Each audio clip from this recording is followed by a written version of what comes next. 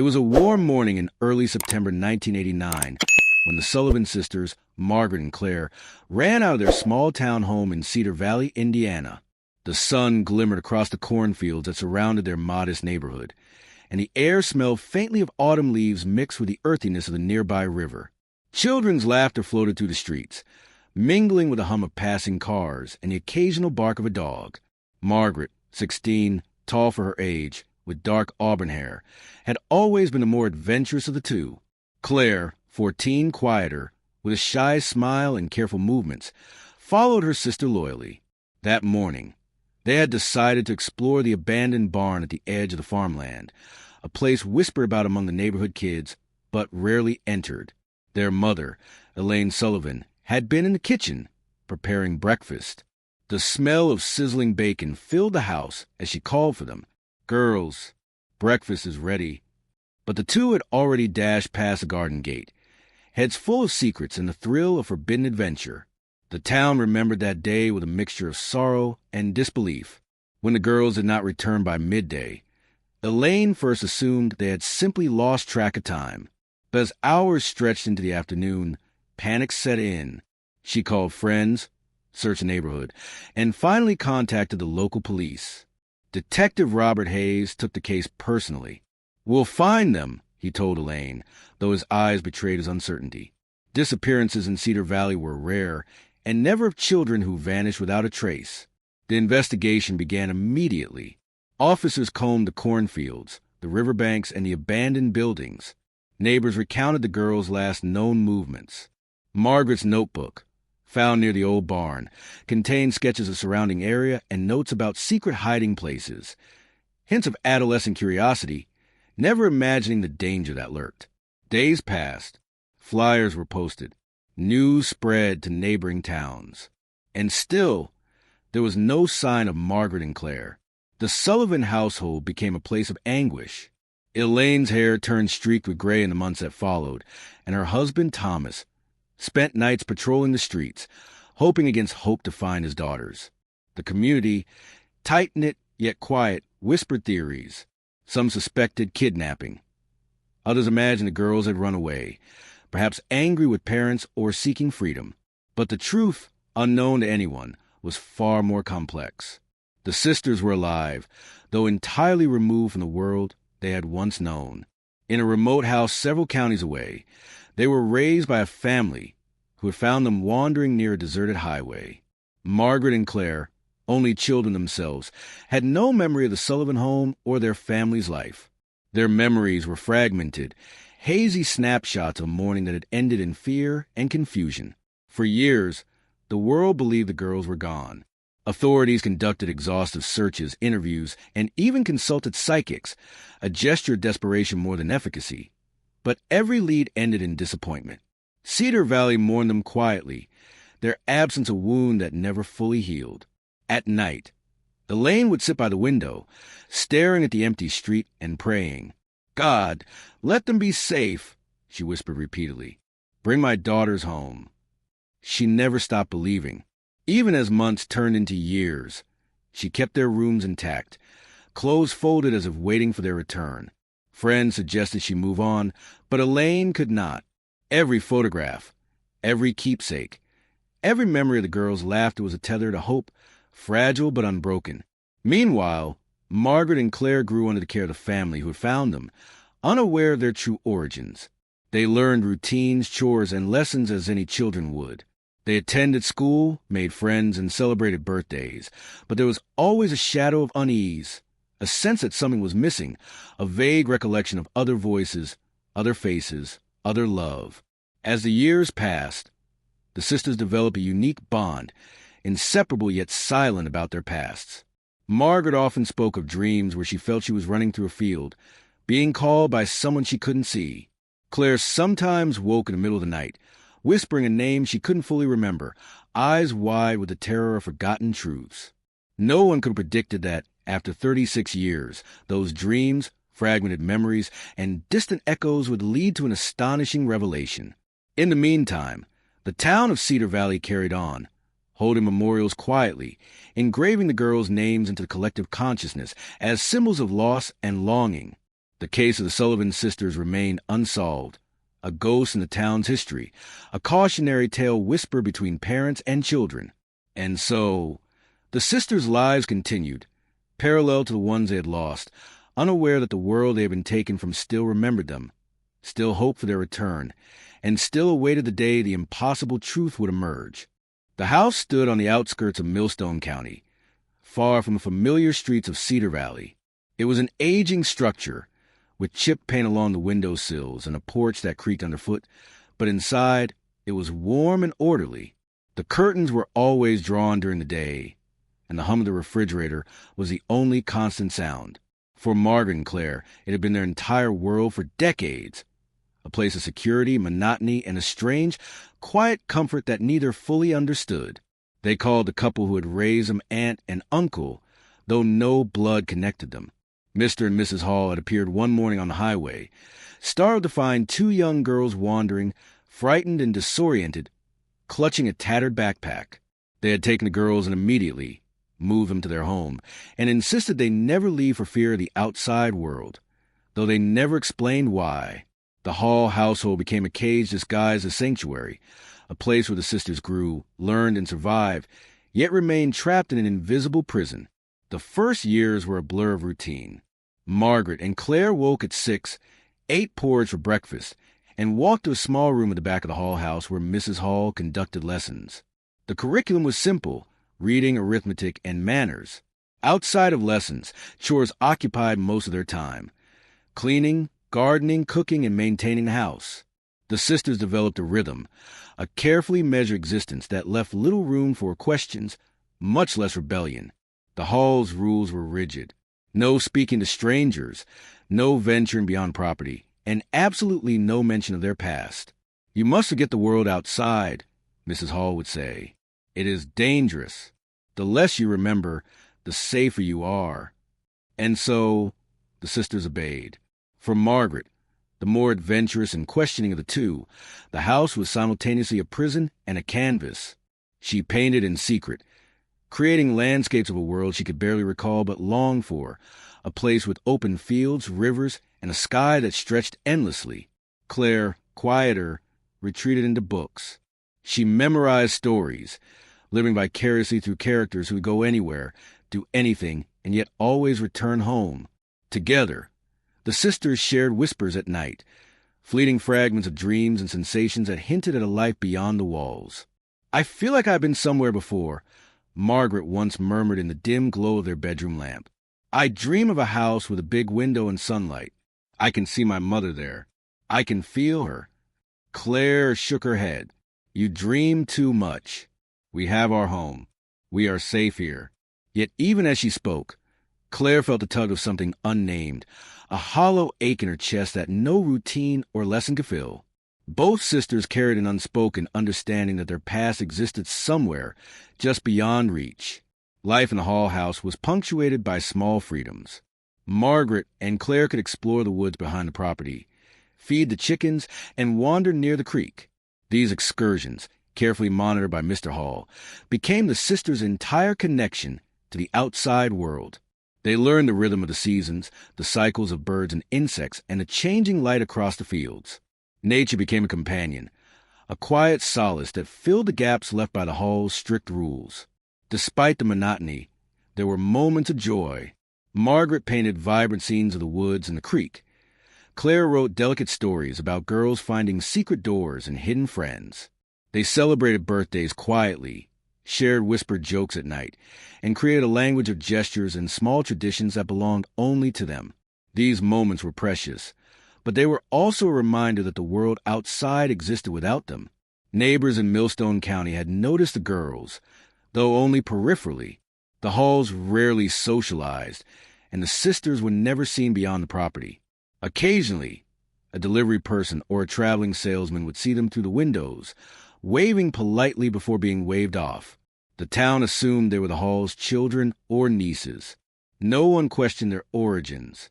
And so, the sisters grew up in isolation. The Hall's strict rules ensured they remained ignorant of the world they had lost. Television, radio, and newspapers were forbidden. Even school beyond the basic lessons at home was discouraged. Margaret and Claire had no idea what year it was, what events shaped the world, or that a life they had known existed elsewhere. The passage of time in the Hall House was both cruel and merciful.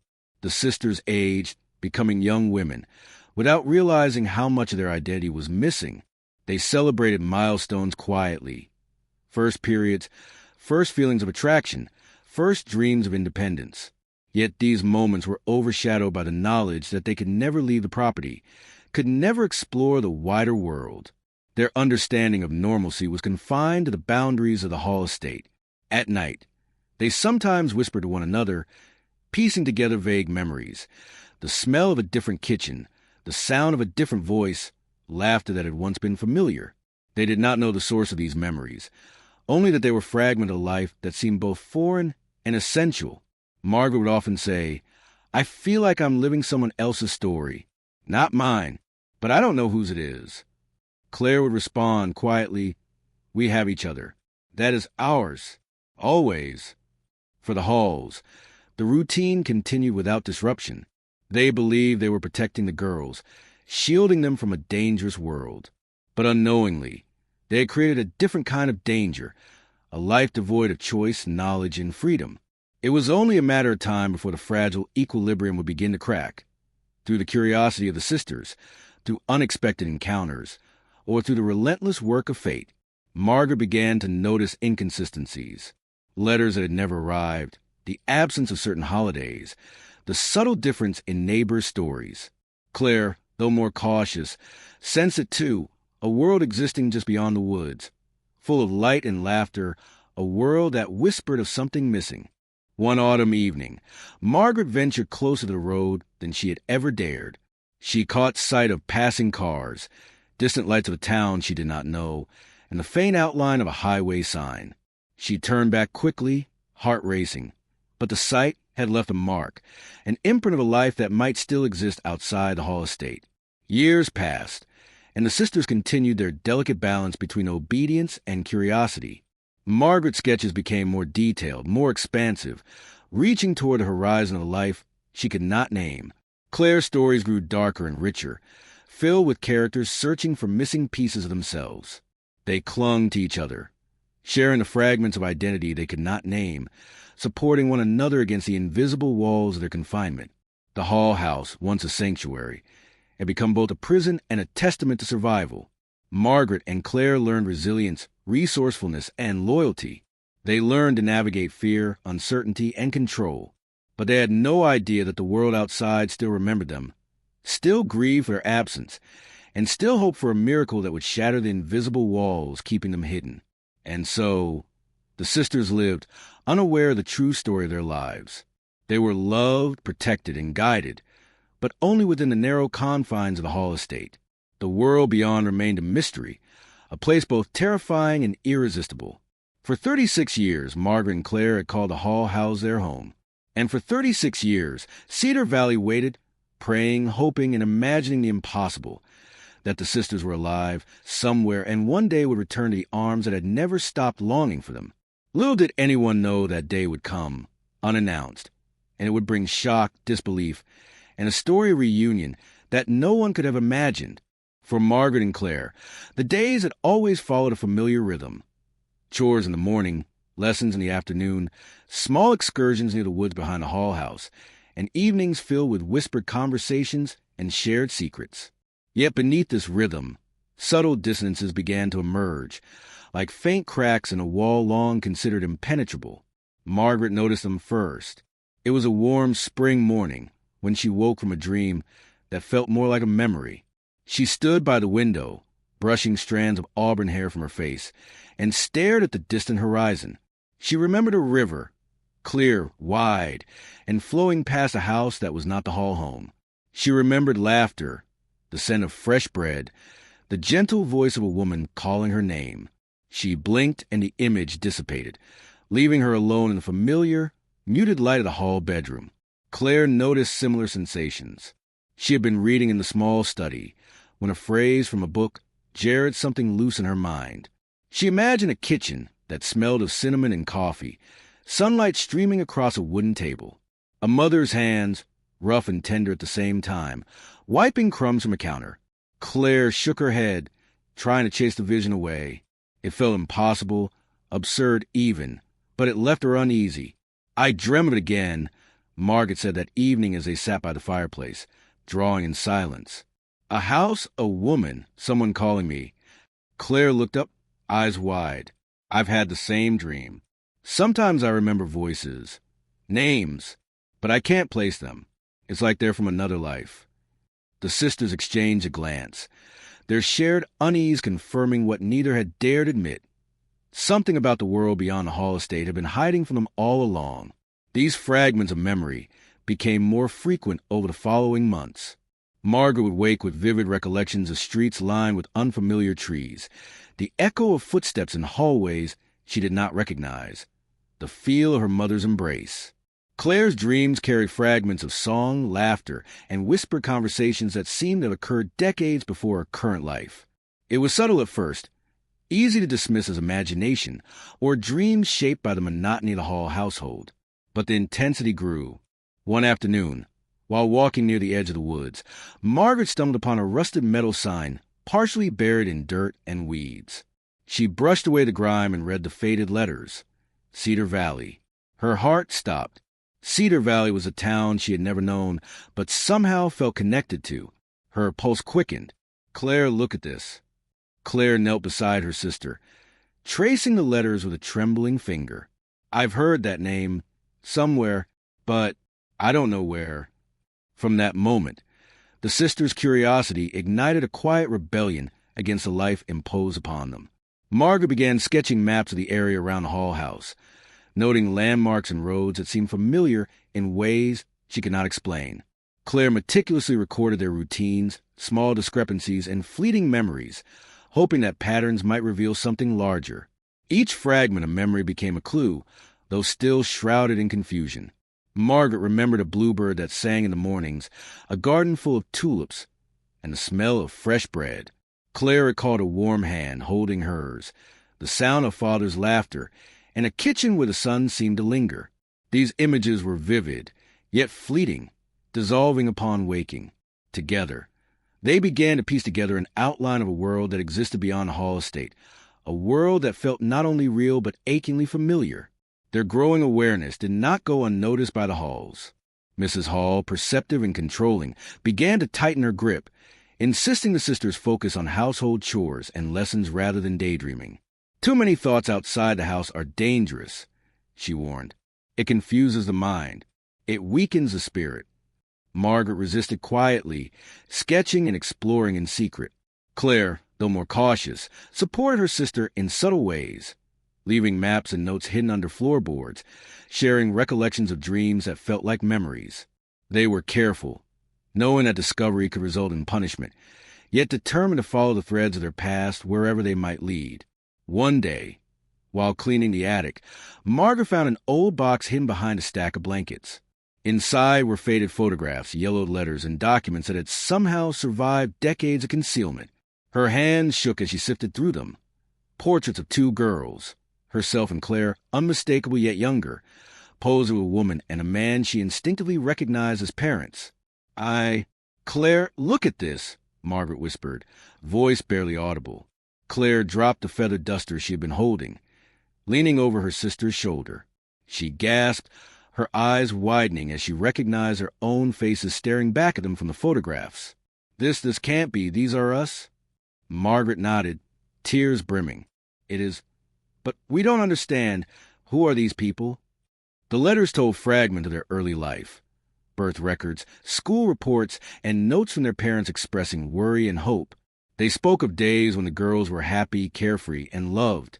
Yet every page also carried a sense of loss, a story abruptly severed. The sisters read in stunned silence, the truth beginning to emerge. The world they had known once was real, and it had been stolen from them. With the photographs and letters, fragments of memory began to connect. They recalled the house from their dreams, the scent, the sunlight, the warmth of family, and now had proof it existed. Margaret clutched the letters to her chest. They were looking for us, she said softly. All this time, someone must have been searching. Claire nodded, trembling. But why did the Halls take us? Why keep us here? Questions multiplied, but there were no immediate answers. The sisters realized they had only begun a journey, one that would lead them far beyond the Hall house, far beyond the world they had known for 36 years. They understood that discovery would bring shock, confusion, and confrontation, but also promised a most precious gift, the chance to reclaim their lost lives. That night, Margaret lay awake, staring at the ceiling, replaying memories of laughter and voices she could barely remember. Claire slept beside her, her own mind restless with dreams of a life she had never lived. Though fear lingered, an unfamiliar sense of hope crept in. They had found fragments of the truth, clues that the world outside still existed and that the people who loved them had not forgotten. Margaret whispered in the dark, almost to herself, "We're not alone. Someone is waiting for us." Claire's eyes fluttered open. "Do you think they still remember us?" "I know they do," Margaret replied, voice firm despite the tremor in her chest. "They've never stopped." For the first time in decades, the sisters felt the stirrings of a future they could not yet see, but could now imagine. A world beyond the Hall estate, a life beyond routine, and the faint, luminous thread that connected them to the family who had mourned and waited for them for 36 years. The next morning, Margaret and Claire began to plan. They would need courage, patience, and discretion. Every small movement had to be calculated. The Hall's control, though waning in their awareness, remained a threat. They mapped the roads, identified landmarks, and whispered strategies late into the night. Yet even as they prepared, the emotional weight of discovery pressed upon them. They felt anger at being hidden, fear at what awaited beyond the walls, and awe at the realization that their parents had never given up hope. They were terrified, yet resolute. The fragments of memory had led them to the brink of a revelation. Soon, the world they had lost would intersect with the life they had lived, and the truth, long buried, long denied, would finally emerge. The morning sunlight spilled across the Hall house, painting the walls in a warm, deceptive calm. Margaret and Claire moved quietly, careful not to arouse suspicion, hearts racing with anticipation. For decades, their lives have been confined within these walls, a monotonous blend of routine and obedience. Now, armed with fragments of memory, photographs, and letters, the sisters stood on the threshold of reality they could scarcely imagine, returning to family they had lost 36 years ago. Margaret had planned every step meticulously. They would take a short walk down the road, enough to encounter someone trustworthy, someone who could help them reconnect with the world beyond the Hall estate. The sisters held hands tightly, a lifeline of courage against a gnawing fear of discovery. As they stepped into the fresh morning air, Margaret's mind was a whirlwind of emotions. There was exhilaration, fear, and the faint tremor of disbelief. Every shadow in the surrounding would seem to watch them, every passing car a potential threat. Claire, ever cautious, stayed close, her eyes scanning the horizon, seeking reassurance in a landscape that was both foreign and strangely familiar. A few minutes into their walk, they spotted a neighbor from Millstone County, a kind-faced man named Mr. Jensen, who often delivered packages to the Hall residents. Margaret stepped forward, her voice tentative yet resolute. "Excuse me, sir. Could you help us?" Mr. Jensen paused, taken aback by the sight of two young women he had seen grow up behind closed windows, always silent, always obedient. There was a flicker of recognition, though he could not place it immediately. What do you need?" he asked, his voice gentle, wary. "We need to find our family," Margaret said. "Our real family. We were taken from them." At first, Mr. Jensen hesitated. The story sounded impossible, almost fantastical. But the urgency in the sisters' eyes, the palpable weight of years lost, convinced him. He nodded slowly, calling his wife to alert the local authorities and the social services department. "Stay here," he said. "We'll get you somewhere safe." The sisters waited under the shade of an old oak tree, hands still intertwined, hearts pounding. Every second felt like an eternity, the past 36 years compressed into a moment of breathless anticipation. Claire whispered, "Do you think they'll even remember us?" Margaret squeezed her hand. "They have to. They never stopped looking." It was mid-afternoon when the first officers arrived, followed by a woman who introduced herself as a social worker. She spoke gently, asking the sisters to recount their story, to provide details about their early lives and the circumstances of their disappearance. Margaret and Claire spoke cautiously, revealing what they could remember. Their fragment of memory, the photographs, the letters, and the decades of life hidden from the world. The officers listened in astonishment, exchanging glances that mixed disbelief with empathy. Every detail, corroborated by document from Cedar Valley, pieced together the miraculous truth. These two women were indeed the missing Sullivan sisters, alive and well after more than 3 decades. Meanwhile, in Cedar Valley, the news spread like wildfire. Elaine and Thomas Sullivan had aged as expected, their hair streaked with gray, their faces etched with worry and grief. Yet the spark of hope, though dim, had never entirely faded. When the call came, they were told their daughters had been found. At first, Elaine thought it must be a cruel joke. "Are you certain?" she asked, voice trembling. "Yes, ma'am," the officer replied. "We have them. Your daughters are alive." Elaine's hands flew to her mouth, tears spilling freely. Thomas pulled her close, his own eyes wet with disbelief. They were shaking, hearts pounding, every beat a desperate prayer answered. "God, thank you," Elaine whispered, voice hoarse. "Thank you for letting them be safe." Back in Millstone County, Margaret and Claire were escorted to a car that would take them to Cedar Valley. The drive was quiet, each sister lost in her thoughts. Margaret gazed out the window, her mind replaying the years of longing, isolation, and fragmented memory. Claire rested her hand on her sister's knee, offering silent support, a shared anchor against the storm of emotions surging within them. When the car crossed into Cedar Valley, the sisters caught glimpses of familiar streets from their fragmented recollections. Old buildings, tree-lined avenues, the corner store where they had once played in dreams. They were seeing their past come to life, a life they had only imagined in scraps and shadows. Finally, they arrived at the Sullivan home. Elaine was waiting on the porch, her hands trembling, eyes wide with anticipation. Thomas stood behind her, equally awed, as if the universe had paused to witness this improbable reunion. Margaret and Claire stepped out of the car, breath catching, hearts pounding, unable to believe that the moment had arrived. "Mom, Dad," Margaret whispered, voice breaking. Elaine rushed forward, tears streaming, enveloping Margaret in a fierce embrace. "Oh, my babies, my beautiful babies," she cried, holding her daughter as if trying to absorb years of absence in a single heartbeat. Claire fell to her knees, sobbing, and Thomas lifted her gently into his arms. "You're home," he said, his voice choked. "You're finally home." The reunion was overwhelming. Friends and neighbors gathered, some in disbelief, some in joy, as word spread that the missing Sullivan sisters had been found. Cameras captured the embraces, the tears, and the laughter that spilled forth after 36 years of separation.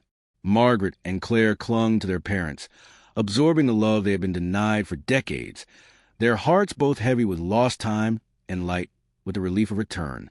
Elaine led her daughters inside, showing them their old rooms, preserved as she had kept them for 36 years. "We never gave up," she said softly. "Not a single day. Not one." Margaret ran her hands over the familiar furniture, tracing the outlines of a life that had waited for them. Claire sat on the bed, absorbing the familiar scent of home, of safety, of belonging. The Hall house, their world for decades, faded into memory as the Sullivan home, real, warm, and alive, welcomed them back. The following weeks were a whirlwind of adjustment. Margaret and Claire met with counselors and authorities, reconnected with extended family, and explored the town they had once called home. They laughed, cried, and shared stories with neighbors who had mourned their disappearance but had never given up hope. Every corner of Cedar Valley held echoes of the past, yet every step forward was a reclamation of life. For the sisters, the reunion was not simply about finding their parents. It was about rediscovering identity, reconnected with a world that had continued without them, and navigating the delicate balance of joy, grief, and rediscovered belonging. In the quiet moments, Margaret and Claire would sit together, reflecting on the decades lost, the life lived under the Hall family, and the strange, twisted journey that had brought them home. "It feels impossible," Claire said one evening, gazing at the stars from the Sullivan porch. "How could we have been gone for so long and still be here?" Margaret nodded. "It is impossible. But it's real. We're alive. And they never stopped looking for us." Their parents joined them, holding their hands, bridging the gap of decades with love that had survived absence, fear, and uncertainty. The Sullivan home became a place of healing, a sanctuary reunion, and a testament to endurance, the enduring power of family, hope, and unyielding love. As the sun set over Cedar Valley, the sisters sat on the porch with their parents, feeling the warmth of the fading light on their faces. The town, once marked by tragedy, now carried a story of extraordinary reunion, of miracles hidden in the persistence of hope, and a bond between mother, father, and daughters that time could never sever. For Margaret and Claire, 36 years of separation ended not with anger or despair, but with the quiet understanding that love had endured, that the world had waited for them, and that the fragments of memory that had haunted their dreams were pieces of a life that had always existed, waiting for their return. The morning sun poured gently over Cedar Valley, casting golden light across familiar streets that had once been distant fragments in Margaret and Claire's dreams. The town seemed unchanged, yet everything was different. For 36 years, the Sullivan sisters had existed in the shadow of an imposed world, confined within walls that both protected and imprisoned them. Now, as they stepped fully into their acclaimed lives, the ordinary streets, the familiar smells, and the soft hum of daily activity felt miraculous.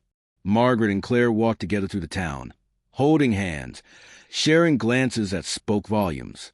They passed a corner store, where Mrs. Gallagher, a neighbor from decades past, waved, tears in her eyes. "It's really you," she whispered. "After all these years." The sisters smiled faintly, overwhelmed by the waves of recognition and the echoes of long-lost memories. Every face they encountered, every street they crossed, was a link in a chain that bound them back to the lives they had been forced to leave behind. Inside the Sullivan home, life began to unfold with deliberate care. Elaine and Thomas had prepared everything meticulously, rooms restored to mirror the past, photographs carefully displayed, and keepsakes preserved. Every detail spoke of a love that had endured decades of absence. Margaret returned to her old bedroom, fingers tracing the wooden desk where she had once sat doing homework, imagining herself somewhere else. Claire sat on the edge of her childhood bed, inhaling the scent of familiar sheets, the faint aroma of their mother's perfume lingering in the air. For the first time, the sisters felt the gentle weight of belonging, the quiet certainty that they were home. The reunion was both joyous and solemn. Friends, neighbors, and distant relatives visited, embracing the sisters as though the decades of absence could vanish in a single moment. Stories were shared, tears shed, laughter mixed with sobs, and the extraordinary truth settled like a delicate layer of dust over the town. Margaret and Claire listened wide-eyed, absorbing account of the search, the vigils, and the community that had never stopped hoping. Each story was a reminder of the lives that had continued while theirs had been on hold, a life of love, longing, and tireless devotion from parents who had refused to surrender to despair. Elaine spoke softly to her daughters one afternoon, holding their hands in hers. "We never stopped looking for you," she said. "Every day, we prayed that you were safe, wherever you were. And now here you are." Margaret and Claire clung to her words, feeling the weight of decades dissolve into the warm embrace of belonging. Adjusting to the world outside the Hall House was not easy. Margaret struggled with simple routines. Modern technology, public transportation, and casual social interactions all felt strange and disorienting. Claire was quieter, often retreating into reading or sketching, attempting to reconcile the life they had lived in isolation with the bustling, interconnected world that now surrounded them. Yet, as days turned into weeks, the sisters began to explore with cautious excitement.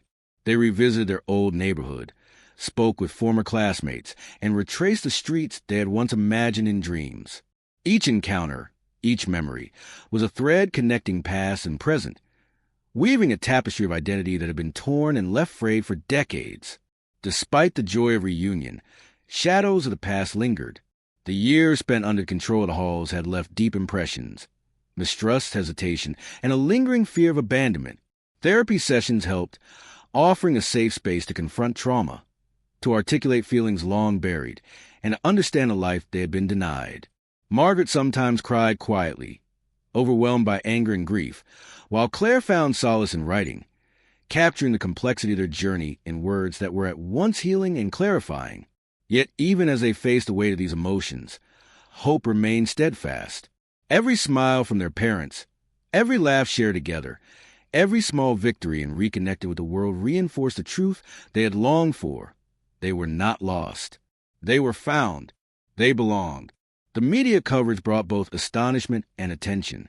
Reporters from across the state descended upon Cedar Valley, drawn by the story of two sisters missing for 36 years and the miracle of their survival.